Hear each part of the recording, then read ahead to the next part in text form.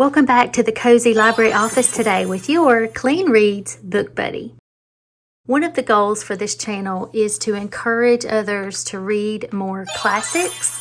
And today I have 13 classic books for you to read in fall. I have a few that I own in my own library. There's a couple that I don't. But I thought that we could start with the spookiest of scary and end on a little bit lighter note. I personally don't enjoy reading super scary, gruesome stuff anymore. Can't take it. So I like to have just a few of the spooky vibes. So maybe within this you can find something that you like. And also, many of these you may know the story or you think you know the story. So let's start with The Legend of Sleepy Hollow.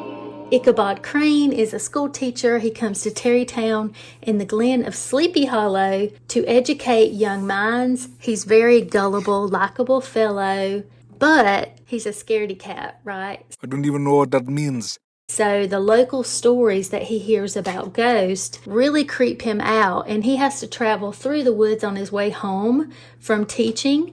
So he sings to himself to keep from hysterics. And then, what is that dark, menacing figure that keeps riding behind him on a horse?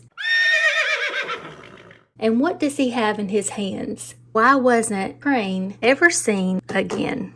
The Phantom of the Opera. This is by Gaston Leroux, a woman whose father was a famous musician.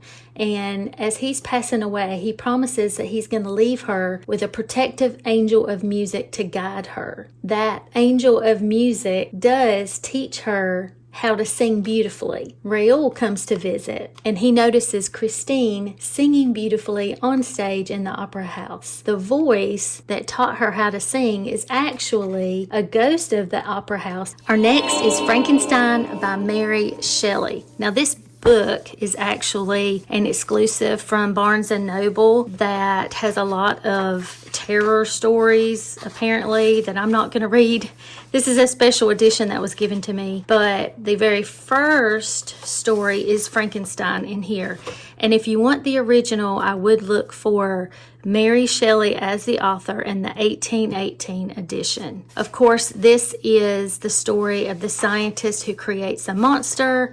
And although it is long and, you know, as most of these are, they're kind of stretched out, it is interesting to get to know the monster a little bit. So, The Strange Case of Dr. Jekyll and Mr. Hyde, the tale of a man who is very mild-mannered as Dr. Jekyll, but then he takes a drug and his evil inner persona comes out, Mr. Hyde, and tries to take control of his mind. So, yeah, pretty creepy stuff. Next on the creepy side is Dracula by Bram Stoker. Jonathan Harker visiting Transylvania to help Count Dracula with the purchase of a house. And then he starts noticing some horrific things. I just warn you, you know, vampires, lots of yuck.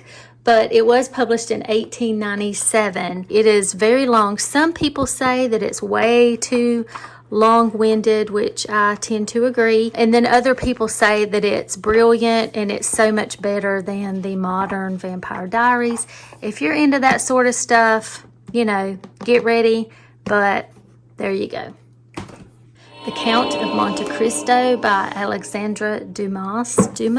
This one is a chunker. You've got to be committed to read this one. But it is about a man who is imprisoned and for a crime that he didn't do. And then he learns of a great hoard of treasure hidden on the Isle of Monte Cristo. Instead of giving you just one story, I will just say the name Edgar Allan Poe. Anything from him is going to be very creepy and very disturbing. So if you're into that, this book has a very short Tales of Poe section, but you can get books with the complete works. But he started being in print in about 1827. He wrote things like The Telltale Heart, The Raven, The Fall of the House of Usher, Edgar Allan Poe stories.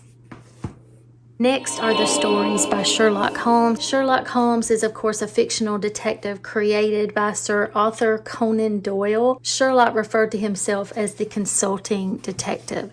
This one has the great cases of Sherlock Holmes, but you can look for books that have all of the stories in them or just the individual ones.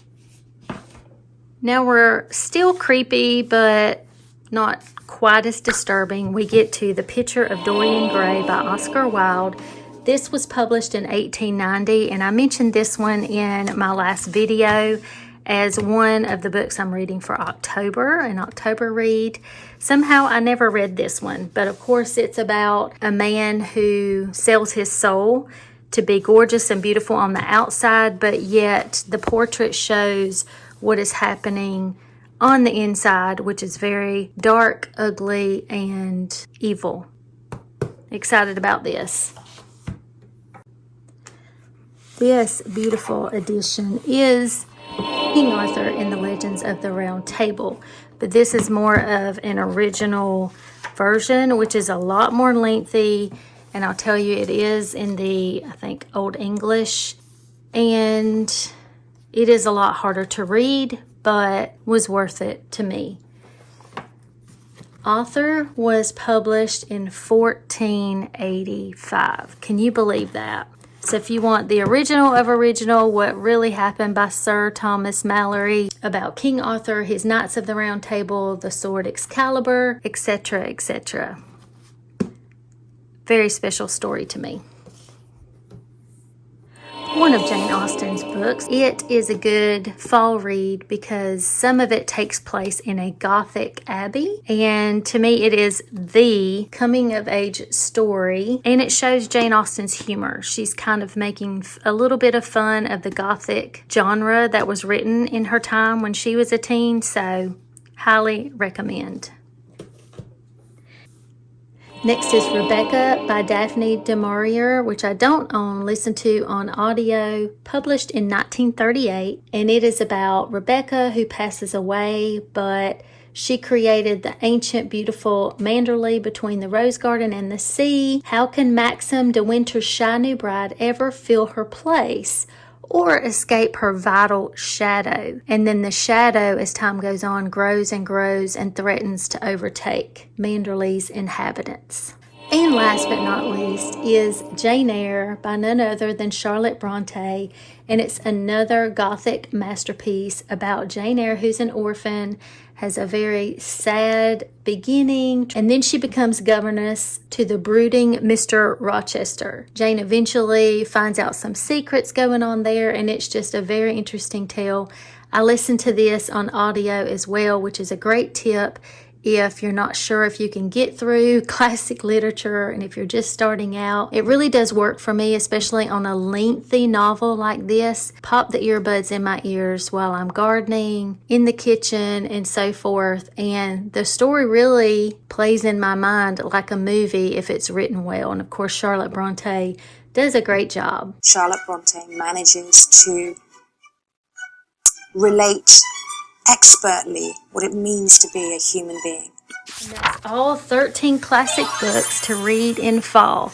I hope this gave you a lot of great ideas, whether you want super creepy or just a little bit of spooky vibes, some classic literature to get into. Be sure to check out my other videos of what I'm reading in October and simple journaling tips. Thanks for hanging out. Until next time.